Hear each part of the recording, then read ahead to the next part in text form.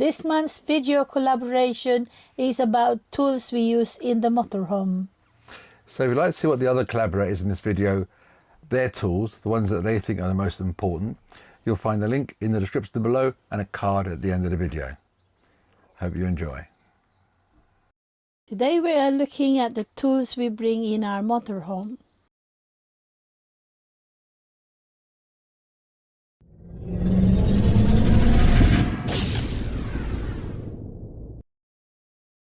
This is our vehicle emergency bag. It contains a set of good quality battery jumper leads, and these are a decent length.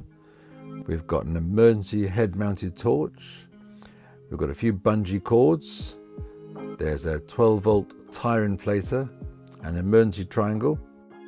And this bag always lives in the motorhome, along with our high-vis jackets for when we're touring Europe. Here we have our electric drill, along with a selection of drill bits. So here is Action Lady modelling our cheap and cheerful parkside drill, and we also have the attachment so we can wind up and put our legs up and down at the back of the motorhome. We always carry spare batteries, we always carry some work gloves, and always carry some cable ties. That's one of those essential items, a bit like duct tape. So we always carry duct tape. We also carry a large roll of sellotape and electrical tape. Another essential item, if like me you're happy to deal with electrics, is a multimeter. And this little gadget here will test that the mains is safe, it's not reversed, and is the correct voltage, whatever. Another multi-purpose tool, of course, is an adjustable wrench. This one is clear for banging in 10 pegs.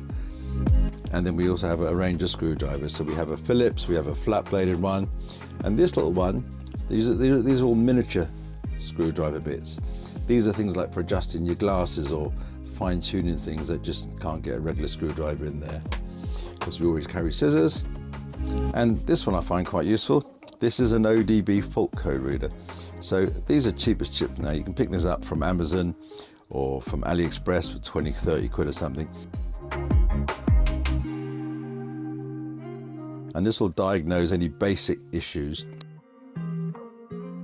It'll give you a fault code that you can normally look up somewhere else. And that's pretty much it, really. It's a short video, but I hope you find some of these items useful, ones you may not have considered yourself. As for repairs I've had to carry out in the motorhome, this one I've yet to do. This is a flap that extends. Unfortunately, I leant on it while doing a bit of videoing and it broke off. Unfortunately, the screws weren't in deep enough and therefore pulled some of the plug, but I'll fix that later on. Again, I've got the tools to do that. One useful thing to carry is also a selection of nuts and bolts. So I'm going to bolt this through from the inside rather than use wood screws.